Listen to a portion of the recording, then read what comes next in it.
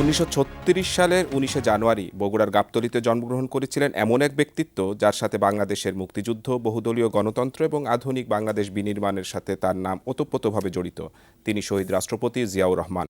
এবং সেই শহীদ রাষ্ট্রপতি জিয়াউর রহমানের 89তম জন্মবার্ষিকী উপলক্ষে বাংলাভিশনের বিশেষ আয়োজন স্বপ্নদ্রষ্টা রাষ্ট্রনায়ক অনুষ্ঠানে আপনাদেরকে সবাইকে স্বাগত জানাচ্ছি। আমি মাহফুজুর রহমান।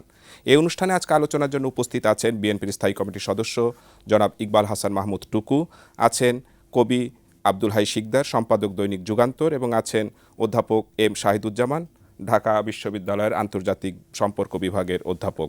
আপনাদের তিনজনকে স্টুডিওতে স্বাগত। টুকু ভাই, শহীদ রাষ্ট্রপতি জিয়াউর রহমান এই নামের সাথে তো আপনাদেরও অনেক আবেগ জড়িত। বিএনপির প্রতিষ্ঠাতা, মুক্তিযুদ্ধে তার বড় অবদান রয়েছে।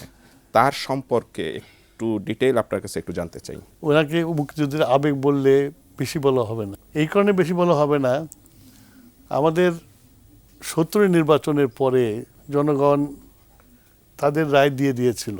যদিও আওয়ামী লীগ ইলেকশন করেছে 6 দফার ভিত্তিতে, কিন্তু জনগণের মধ্যে আকাঙ্ক্ষা ছিল যে বাংলাদেশ স্বাধীন হবে, এবং সেই জন্যই তারা আওয়ামী লীগকে নিরঙ্কুশ সংখ্যাগরিষ্ঠতা দিয়েছিল এবং ভূমিধস বিজয় তারা লাভ করেছিল। তারপরে যে ঘটনা প্রবাহ, সেটা আমি ডিটেলসে যাব না। 7ই মার্চের ভাষণ থেকে শুরু করে ইয়াহিয়া খানের সাথে বৈঠক, সেই বৈঠকে এক পর্যায়ে বলা হলো যে আলোচনা অগ্রগতি হচ্ছে বলেই তো আলোচনা চলছে। তারপরে 25শে মার্চ রাত্রে বাংলাদেশের নিরস্ত্র মানুষের উপরে হায়নার মতো ঝাঁপিয়ে পড়লো এবং এই ঢাকা শহরে হাজার হাজার লাখ লাখ মানুষকে হত্যা করলো। এই ঘটনা ঘটার পরে 27শে মার্চে যেদিন কারফিউ উঠে গেল, সেদিন মানুষ দিশেহারা। মানুষ জানে না কোথায় যাবে। যাদেরকে ভোট দিয়েছিল তাদের কোনো খবর নেই।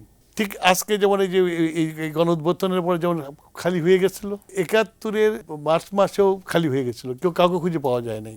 গোটা জাতি দিশেহারা ছিল। তা আমাদের কী হবে? এইরকম একটা সশস্ত্র বাহিনী যারা এত মানুষ খুন করে ফেলতে পারে, আমরা এই 7 কোটি মানুষ কোথায় যাব? হতাশার এই সময়ে একটা কণ্ঠস্বর ভেসে এসেছিল ট্রানজিস্টারের মাধ্যমে। তখন ট্রানজিস্টার ছিল, I major Zia declare independence of Bangladesh. প্রথমটা ছিল অ্যাজ এ প্রেসিডেন্ট, পরেরটা ছিল ডিক্লেয়ার প্রেসিডেন্ট ইন্ডিপেন্ডেন্ট বাংলাদেশ। এবং এইটাকে অনেকে খাটো করে দেখার চেষ্টা করে, কিন্তু এইটাই বাংলাদেশের মানুষকে ইলেকট্রিফাইড করেছিল, ঘুরে দাঁড়ানোর সাহায্য করেছিল। যখন দেখলো যে এইরকম একটা সশস্ত্র সেনাবাহিনী আমাদেরকে আক্রমণ করেছে, তাকে প্রতিহত করার জন্য যার যা কিছু আছে তাই না ঝাঁপিয়ে পড়লে পারা যাবে না। যখন মানুষ দেখলো যে বাংলাদেশের সেনাবাহিনীর একজন অফিসার সেনাবাহিনী নিয়ে রিভোল্ট করছে, তখন বাংলাদেশের মানুষ বুঝলো যে না, যুদ্ধ হবে, কারণ আমাদের সৈনিকরাও মাঠে নেমেছে। এইটা হলো জিয়াউর রহমানের ক্ষণজন্মা পুরুষ, এবং যুদ্ধের যে উনি যে রূপকার, সেটা হলো জিয়াউর রহমান। এবং যুদ্ধক্ষেত্রে উনি কিন্তু পিছিয়ে ছিলেন না। যারা জেড ফোর্সে ছিল তাদের কাছে আমি শুনেছি যে উনি কোনো যুদ্ধে অপারেশনে টেন্টে বসে করতেন না, অপারেশন নিজে করতেন। এই যে সম্মুখ যোদ্ধা, এই যুদ্ধের খবর মানুষের কাছে গেছে, যে জন্যই জিয়াউর রহমান মানুষের মণিকোঠায় স্থান করে নিয়েছিল, আবেগের জায়গায় স্থান করে নিয়েছিল।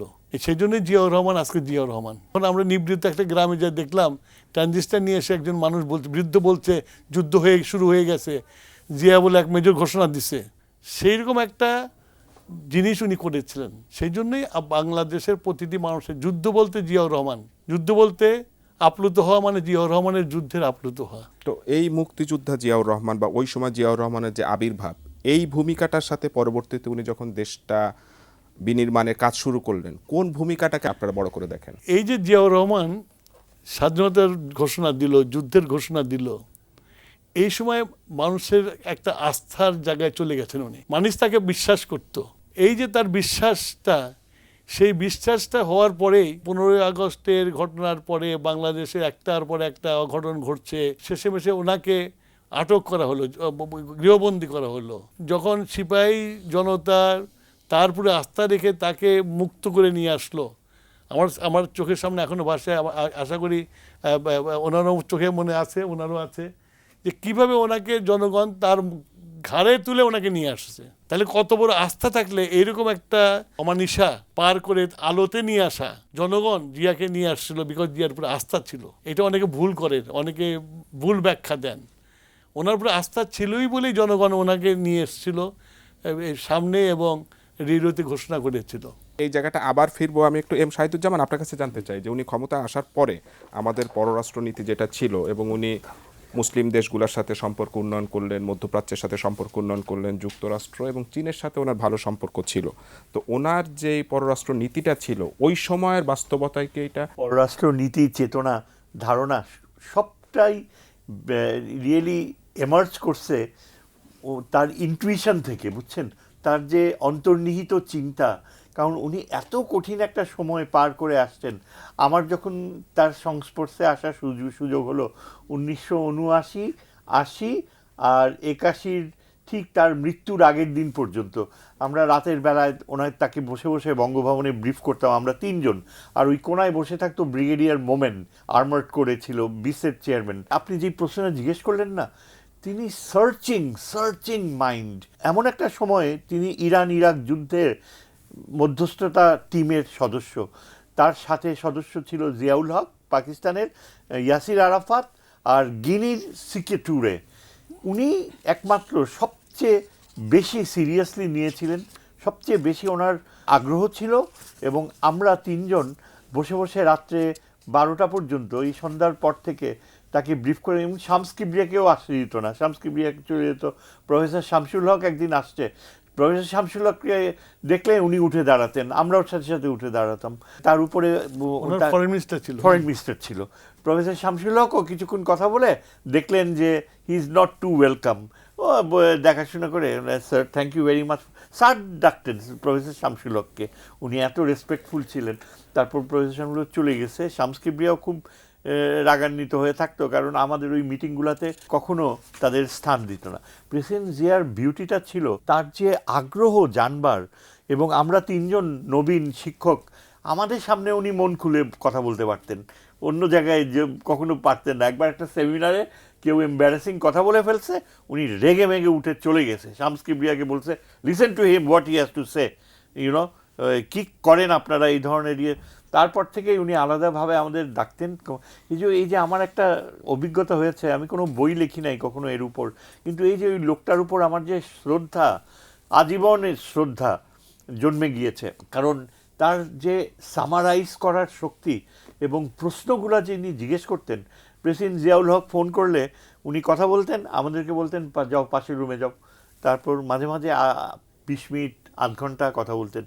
মাঝে মাঝে লাল ফোন বাজতো, এত কাছে আমরা বসা, কিছু বুঝতে পারতাম না কি কথা বলতেছে, ঔৎসুক্য ছিল জানার। কিন্তু ওনার সমস্ত মানসপটে তিনি ইনটুইশন, তিনি শুনতেন, কিন্তু তার মনের মধ্যে যে কি রয়েছে একটা জিনিস আমি বুঝতে পারতাম, যে পররাষ্ট্রনীতির প্রণয়নের ক্ষেত্রে তিনি অবশ্যই চীনের ব্যাপারে যে কতখানি ধৈর্য দেখিয়েছেন এবং কত কষ্ট করে চীনের আস্থা অর্জন করেছেন। এবং তারপরে এই যে চীনের সাথে আমাদের এত ভালো সম্পর্ক ডেভেলপ করলো ভারতকে মোকাবেলা করতে, এর জন্য সবচেয়ে বড় অবদান হচ্ছে প্রেসিডেন্ট জিয়ার। এবং মুসলিম বিশ্বের সাথে এই যে ইরান ইরাক যুদ্ধ, উনি খুব দুঃখ করতেন মাঝে মাঝে, ওনার সেন্স অফ হিউমার অসাধারণ ছিল। একদিন 3 দিন উনি তেহরান আর বাগদাদ ঘুরে আসছে, আমরা সন্ধ্যার সময় ডাকছে, আমরা তিনজন বসলাম, সাদিকুর রহমান কোনায় বলে কি তোমার চোখ ঢুলুলু, ঘুমাচ্ছ কেন, যাও চোখ ধুয়ে আসো, এভাবে বলতেন। স্যার আপনি তো ঘুরে আসলেন, হোয়াট ইজ দ্য লেটেস্ট। মধ্যপ্রাচ্যের সাথেও তো ওনার চমৎকার একটা সম্পর্ক ছিল। হ্যাঁ, ইয়ের সাথেও ছিল, সাদ্দামের সাথেও। বাংলাদেশের ব্যাপারে তার অনেক স্বপ্ন ছিল। স্যার আপনার কাছে আবারও আসবো, আমি একটু কবি আব্দুল হাই শিকদার আপনার কাছে জানতে চাই, আপনি শুনছিলেন মুক্তিযুদ্ধে শহীদ রাষ্ট্রপতি জিয়াউর রহমানের অবদান বা তার পররাষ্ট্রনীতি নিয়ে। আপনি দীর্ঘদিন সাংবাদিকতা করছেন, আপনি জানেন যে 75-এর আগে বেশ কয়েকটি পত্রিকা বন্ধ করা হয়েছিল, 4টে পত্রিকা ছাড়া। তো উনি তো এসে এই সংবাদপত্রের স্বাধীনতা নিয়েও অনেক কাজ করেছেন, সেই বিষয়ে একটু আপনার কাছে জানতে চাই। তিনি যে স্বাধীনতার ঘোষণা করলেন, এই স্বাধীনতার ঘোষণাটাই বাংলাদেশকে পাল্টে দিল বা তৎকালীন পূর্ব পাকিস্তানকে পাল্টে দিল। এইটা যদি উনি সেদিন না করতেন, বাকিরা তো সুটকেস গুছিয়ে নিয়ে বসেছিল। এই একটা কাজ করেও যদি তিনি জীবন থেকে সরে যেতেন, তাহলেও তিনি ইতিহাসে চিরকালের জন্য পুরো মোমেন্টামটাই পরিবর্তন করে দিলেন, পুরোটা চেঞ্জ করে দিয়েছেন। আচ্ছা, তারপরে হলো আপনার 7ই নভেম্বর বিপ্লব। 7ই নভেম্বর বিপ্লব তিনি সরাসরি নিজে করেননি, কিন্তু 7ই নভেম্বর বিপ্লব যারা করলো তারা তাকে জনগণের মানে মনোনায়ক হিসেবে উপস্থাপন করলো, এবং সেটা তিনি সফলভাবে প্রয়োগ করেছেন রাষ্ট্রীয় জীবনে। 3 নম্বর হলো যে একটা ব্যাকডেটেড যে 4th সংশোধনী করে মুক্তিযুদ্ধের সমস্ত অর্জনকে মোটামুটি কবরে দাফন করে দেওয়া হলো।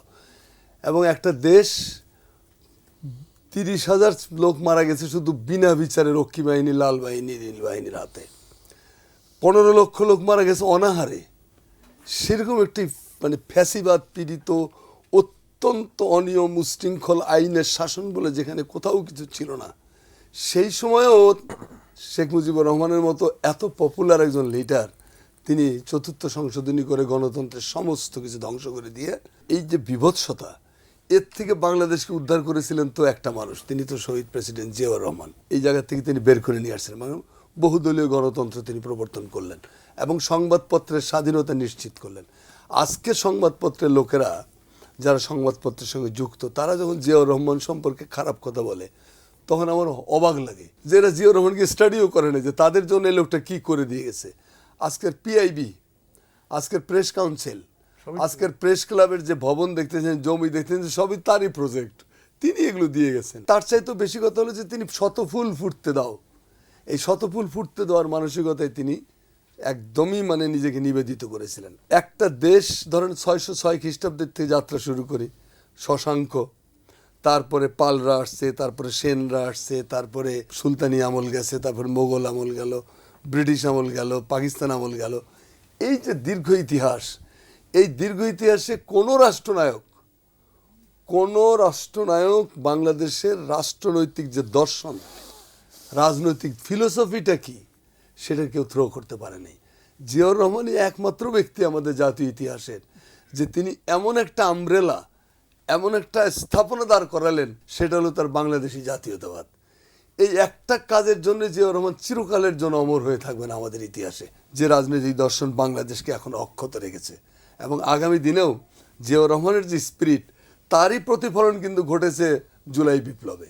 বৈষম্যহীন একটা সমাজ এবং সবাইকে নিয়ে চলার একটা জিয়াউর রহমান যা মানসিকতা। যা চেয়েছিলেন, একটা আধুনিক বাংলাদেশ নির্মাণ করতে চেয়েছিলেন, এমন একটা দেশ চেয়েছেন যেখানে গণতান্ত্রিক জীবন ব্যবস্থা অটুট থাকবে, যেখানে ফ্যাসিবাদের জন্ম হবে না। আপনার ধরেন এই যে আরও কিছু কাজের কথা বলি, যে কালচারাল পলিসি, একটা দেশ বাংলাদেশ এতগুলো বছর স্বাধীন হয়েছে, 53 বছর 54 বছর, তার কোনো কালচারাল পলিসি নেই। একটা দেশ চলতেছে আন্দাজে, মানে তার কালচার শিক্ষা পলিসি নাই। একটা দেশ চলতেছে 53 বছর, তার কোনো শিক্ষা নীতিমালা নাই। এই যে উদ্ভট অবিশ্বাস্য কথাবার্তাগুলো, এই কথাবার্তাগুলো দূর করার চেষ্টা করেছিলেন এই একটা মানুষ। জনশক্তি রপ্তায়নের জানালা যাক, খুলে এই দিয়ে- জায়গাটা আমি আবারও ফিরবো, আমি ছোট্ট একটা বিরতি নিয়ে আসি। দর্শক, স্বপ্নদ্রষ্টা রাষ্ট্রনায়কের অনুষ্ঠানের এই বিশেষ আয়োজনে এই পর্যায়ে ছোট্ট একটা বিরতির পর আবারও ফিরে আসছে আলোচনা। দর্শক, বিরতির পরে আবারও শুভেচ্ছা স্বপ্নদ্রষ্টা রাষ্ট্রনায়ক অনুষ্ঠানের এই বিশেষ আয়োজনে। আমি এ পর্যায়ে একটু ইকবাল হাসান মাহমুদ টুকু আপনার কাছে আবারও ফিরতে চাই। সেটা হলো যে বিএনপির প্রতিষ্ঠা হলো, উনি রাষ্ট্র ক্ষমতায় গেলেন এবং আধুনিক একটা বাংলাদেশ নির্মাণের একটা স্বপ্ন উনি দেখালেন এবং অনেক কাজ বাস্তবায়ন করলেন। তো বিএনপির এই প্রতিষ্ঠার পরে বাংলাদেশের রাজনীতিতে কি একটা বড় ধরনের একটা পরিবর্তন হলো, বা ওনার স্বপ্নটা কি বাংলাদেশের সবাইকে আন্দোলিত করলো? জিয়াউর রহমান সাহেব সেই সময় বাংলাদেশ টেলিভিশন নতুন করি বাচ্চাদের নিয়ে শুরু করে, নতুন করি, এবং নতুন করি সেই প্রোডাক্টগুলো কিন্তু আজকে বাংলাদেশের এই শিল্পাঙ্গনে ঘুরে বেড়াচ্ছে। যে ওই সময় কেউ চিন্তাও করে নাই যে নতুন করি দিয়ে ট্যালেন্ট হান্ট করা যায়। জিয়াউর রহমান সাহেব এটা করেছে, শিশু একাডেমি করেছেন, এবং এই যে সবগুলো স্থাপত্যগুলো আছে, এই যে শিল্পকলা একাডেমি উনি তৈরি করে গেছেন। এত স্বল্প সময়ে এত জিনিসে হাত দিতে পারে, এটা খুব অবাস্তব, কিন্তু উনি করেছেন এটা। এই যে ওনার যে দর্শন, ওনার যে এই যে 19 দফা, এইটাকে ইমপ্লিমেন্ট করার জন্য উনি বাংলাদেশ জাতীয়তাবাদী দল করেছেন, এবং এই জাতীয়তাবাদী দলের মাধ্যমেই ওনার যে প্রোগ্রামগুলো ছিল, খাল খনন থেকে শুরু করে 3 ফসলা জমি তৈরি করা শুরু করে, ওনার একটা প্ল্যাটফর্ম দরকার ছিল, একটা রাজনৈতিক সংগঠন দরকার ছিল, এবং সেটা অভাব ছিল তখন সেই সময়ে। সেই শূন্যতা পূরণ করার জন্য জিয়াউর রহমান সাহেব বাংলাদেশ জাতীয়তাবাদী দল দিয়েছিলেন, এবং সেই দলে বাংলাদেশের যারা চিন্তাশীল রাজনীতিবিদ আছে, ডান বাম উত্তর দক্ষিণ, সবাই কিন্তু সমবেত, ওই এক পতাকার তলে সমবেত হয়েছিল। উনি সবসময় বলতেন মানি ইজ নো প্রবলেম, আমার man power is not problem, এই পপুলেশন ইজ নো প্রবলেম, কাজে লাগাতে হবে। উনি কাজে লাগিয়েছেন। উনি মিডল ইস্টে প্রথম লিবিয়া, সৌদি আরবে উনি লোক পাঠানো শুরু করলেন। আজকে হয়তো বাংলাদেশের লার্জেস্ট ইকোনমি, ফরেন এক্সচেঞ্জ আসে ওইখান থেকে। গার্মেন্টস উনি 2টা শার্ট নিয়ে আসছিল, একটা হলো সাবুর এলিগেন্টের একটা শার্ট, আর হংকংয়ের একটা শার্ট। উনি এক্সপোর্ট কাউন্সিলের মিটিংয়ে শার্ট দুটো দিয়ে বলেছে দেখেন তো এটা কোনটা বাংলাদেশের শার্ট আর কোনটা হংকংয়ের শার্ট। তো সবাই বাংলাদেশের শার্টটা দিয়ে বলে এটা হংকংয়ের শার্ট। শাহিদ বেরা আলাপ করেছে ওনার সাথে, সবাই যখন বলছে এটা তার মধ্যে কচু, এইটা হলো হংকংয়ের শার্ট আর এইটা হলো বাংলাদেশের শার্ট। দেখে উনি বললেন তাহলে আমরা কেন এক্সপোর্ট করতে পারবো না, we have to export, garments তৈরি করে এক্সপোর্ট করতে হবে। ওই যে সিদ্ধান্ত নিলেন, নিয়ে আজকে বলেন back to back LC, bonded warehouse সব ওনার তৈরি করে দেওয়া, এটা গোড়াপত্তন করে গেছেন জিয়াউর রহমান। এবং আজকে যে ফ্যাসিলিটিগুলো নিয়ে গার্মেন্টসের মালিকরা বড় বড় লোক হয়েছে, ওই সব ফ্যাসিলিটির জন্য কিন্তু হতে পেরেছে। এবং আজকে বাংলাদেশের second largest exporter of garments. শুধু তাই না, আপনি যদি রিফর্ম যদি বলা হয়, বাংলাদেশের প্রথম রিফর্মের জনক হচ্ছে জিয়াউর রহমান সাহেব। এই যে আজকে আপনি টেক্সটাইল দেখতেছেন, যে এই যে হ্যান্ডলুম টেক্সটাইল দেখছেন, যে জিয়াউর রহমান এই মানে হ্যান্ডলুম দিয়ে কাপড় তৈরি করার জন্য ব্যাংকগুলো খুলে দিল। কিন্তু উনি কোন জায়গাতে হাত দেননি, আমাকে আমি আপনার ইউ নেম ওয়ান সেক্টর যেখানে উনি হাত দেন নাই। এই যে তৈরি হলো আজকে মোটামুটি ভাবে বাংলাদেশে handloom industry is self sufficient. এবং খুব অল্প সময়ের মধ্যে অনেক সেক্টরে উনি সাফল্য হাত দেখিয়েছেন। দিয়েছেন। 3 ফসলের জমি করা, এই যে এক রাতে এক অর্ডারে জাপান কোরিয়া থেকে শ্যালো টিউবওয়েল নিয়ে এসে যে সেচের ব্যবস্থা করলো, it is possible for it is Ziaur Rahman who did it. তারপরে যদি ক্যানেল খনন শুরু করলো, যে সারা বছর যেন পানি থাকে, খরা যাতে না হয়, এবং কৃষিতে একটা বিপ্লব ঘটে গেল। একটা বিপ্লব ঘটাই দিল। এবং ওনার আমলে 3 বছরের মাথায় উনি পোলাওয়ার চাল এক্সপোর্ট করলে আমেরিকাতে। 100-200 বছর পর পর একটা নেতা আসে, এবং জিয়াউর রহমান আসলো, যে আমাদের দুর্ভাগ্য ওনাকে বাঁচিয়ে রাখতে পারিনি আমরা, সারা ষড়যন্ত্রে উনি নিহত হয়েছেন। কিন্তু উনি যদি আরও কয়টা বছর পেত, তাহলে বাংলাদেশ একটা নতুন বাংলাদেশে রূপান্তরিত হতো। রূপান্তরিত। স্যার, আপনার কাছে একটু জানতে চাই, বিরতির আগে আপনি তার মানে জিয়াউর রহমানের পররাষ্ট্র নীতি নিয়ে বলছিলেন, সার গঠনে একটা স্বপ্নদ্রষ্টা বলা হয়, এবং এই যে ভারত, চীন, আমেরিকা, মিডল ইস্ট সবার সাথে সুসম্পর্ক রেখে দেশটাকে এগিয়ে নিয়ে যাওয়ার যে স্বপ্ন উনি দেখিয়েছিলেন এবং বাস্তবায়ন করেছিলেন, সেই বিষয়ে স্যার একটু আপনার কাছে জানতে চাই। খুবই গুরুত্বপূর্ণ। সার্কের স্বপ্ন এটা একেবারেই ওনার নিজের অরিজিনাল থট। উনি যে he was far ahead of his times. আমি অবাক হয়ে যেতাম যে একজন সামরিক বাহিনীর লোক, যিনি সর্বাত্মকভাবে একটা ইনফ্যান্ট্রি সোলজার হিসাবে খুবই শাইন করেছে, তার ভিতরে পররাষ্ট্র নীতির এই ধরনের অরিজিনালিটি কীভাবে আসলো? সার্কের চিন্তা উনি কীভাবে করলেন? প্রফেসর শামসুল হক তো একজন ইন্টেলেকচুয়াল ধরনের লোক, আধ্যাত্মিক, বয়স্ক। ওনার সাথে আমরা দেখতাম যে 2-1বার উনি ওই ওই সেমিনার 20 তখন মাত্র শুরু হয়, উনি 20 প্রতিষ্ঠা করেছিলেন এই স্ট্র্যাটেজিক তৈরি করার জন্য। জিও পলিটিক্সের ধারণা ওনার মাথা থেকে আসছে। ওই জেনারেল মান্নাফকে ডেকে আনছে স্যার 20-এ, উনি প্রফেসর শামসুল হককে নিয়ে তখন চিন্তা করলেন, আচ্ছা ইন্ডিয়ার সাথে ডিল করতে হলে how do we bring India into collective decision making. আমরা সবাই মিলে তাই ইন্ডিয়াকে তার প্রতি হুমকি সৃষ্টি করব না। এখানেই তো ইন্ডিয়া বেঁধে গেল। কল্পনাও করতে পারি না ইন্ডিয়ানসরা জিয়ার মাথার থেকে এই ধরনের অরিজিনাল ধারণা। ওই 5-6টা দেশকে ডেকে যে ঠিক আছে, আমরা এমন সব বিষয়গুলো নিব যেখানে কোনো কন্ট্রোভার্সি থাকবে না, আমরা সবাই ঐকমত্য হব, কিন্তু আমাদেরকে একসাথে চলতে হবে। অন্য সব রিজিয়নে একত্রীকরণ হচ্ছে, আমরা কেন পারবো না? ওনার যুক্তি এত প্রখর ছিল যে ইন্ডিয়া হ্যাড টু সাবমিট। তারপরে উনি দেখেন ওনার সময়ই কিন্তু সার্কের প্রক্রিয়াটা একটা সেরিমোনিয়াল থেকে সাবস্টেন্সে গিয়েছে। তারপর দেখেন এখন কিন্তু ইন্ডিয়া একেবারে সার্ককে ডিনাই করে, ইন্ডিয়া বিশ্বাসই করে না। প্রেসিডেন্ট জিয়ার তার মাল্টিল্যাটারালিজম is the only way to tackle India, এই চিন্তাটা উনি খুব ভালোভাবে এনেছিলেন। দেখেন একজন বিশ্ব রাজনীতির একজন আলাদা স্বতন্ত্র চিন্তাবিদ হওয়ার মতো ওনার মধ্যে ওই ট্যালেন্ট ছিল। এই ওই জায়গায় যে আলকুদে কমিটি, হ্যাঁ, ওখানে তো ওয়ান ম্যান কমিটি করে দিল। হ্যাঁ হ্যাঁ, ওনাকে একটা জেট দিয়ে দিল ঘোরার জন্য সব মিডল ইস্ট দেশগুলো।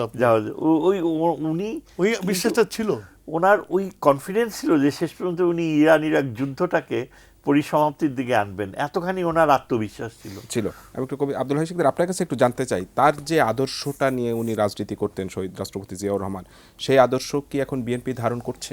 আমি আরও 2-3টা জিনিস অ্যাড করতে চাই এখানে আপনাকে।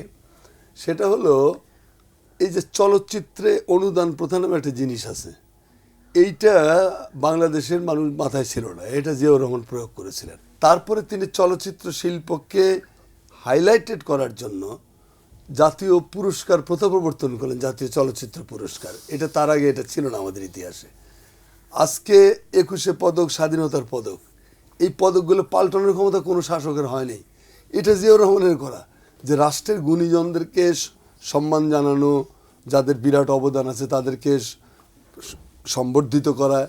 এই যে আমি বলে করি এইগুলো সায়েন্টিফিক প্রসেস, মানে বিজ্ঞানসম্মত বাস্তব জ্ঞান সম্পন্ন এই কাজগুলো তিনি করেছেন। এরকম আরও অসংখ্য কথা বলতে পারি আমি। তো সব দিক দিয়ে বলা যায় যে আপনি যেটা মূল কথা, যেটা যে বিএনপি কি সেই পথে আছে, আমি মনে করি যে জিয়াউর রহমান যে দলটা রেখে গেছিলেন বেগম খালেদা জিয়ার নেতৃত্বে, সেই দলটা পরিপূর্ণ রাজনৈতিক দল হিসেবে আজকে সুপ্রতিষ্ঠিত। গত 15 বছরে এই দলটাকে ভাঙার জন্য, এই দলটাকে তছনছ করার জন্য, ধ্বংস করার জন্য এহেন কোনো কাণ্ড নাই যে শেখ হাসিনার সরকার করে নাই।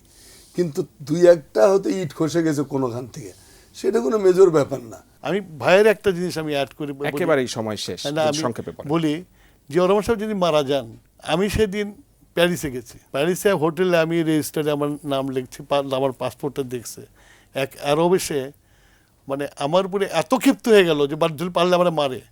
আমাদের খালি বলতেছে ইউ কিল ব্রাদার জিয়া, এক আরব। তাই বললাম ভাই আমি তো না, আমি তো ওনার দল করি, আমি কি করব কেমন করে। তো he was so popular in Middle East. Ziaur রহমানের এই শাহাদাতের পরে, তাকে নিষ্ঠুরভাবে হত্যা করার পরে সারা পৃথিবীতে যে পরিমাণ মানে মাতম বা শোক প্রকাশ করা, এরকম নজির সমকালীন পৃথিবীতে নাই। আপনার চসেস্কুর দেশ রুমানিয়াতে রাষ্ট্রীয় শোক পালন করছে 3 দিন। তুরস্ক রাষ্ট্রীয় শোক পালন করেছে। তারপরে আপনার সৌদি আরবরা তো শোক ওইভাবে পালন করে না, কিন্তু তারা দোয়ার মাহফিল করেছে। এরকম অসংখ্য, পুরো মিডল ইস্ট স্তব্ধ হয়ে গেছিল। রাষ্ট্রনায়ক ভাবে হিসাবে পৃথিবীতে বাংলা ভাষাভাষী রাষ্ট্রনায়কদের মধ্যে জিয়াউর রহমান যে সম্মান, যে মর্যাদা পৃথিবীর থেকে অর্জন করেছিলেন, তার সমতুল্য আর কারোর সাথে তুলনা করা যায় না। আমি কাউকে ছোট করছি না, কিন্তু মূল কথাটা হলো যে তিনি ওই জায়গায় পৌঁছে গেছেন যেখানে ইতিহাসের চালকরা বা ইতিহাস যাকে নির্মাণ করা, অথবা যিনি ইতিহাস নির্মাণ করেন তাদের যেখানে অবস্থান হয়। যাক, আমার সময় একেবারেই শেষ। দর্শক এতক্ষণ দেখছিলেন স্বপ্নদ্রষ্টা রাষ্ট্রনায়কের অনুষ্ঠান, বাংলা ভিশনের বিশেষ আয়োজন। তো সবাইকে ধন্যবাদ জানিয়ে আজকের মতো অনুষ্ঠান এখানে শেষ করছি।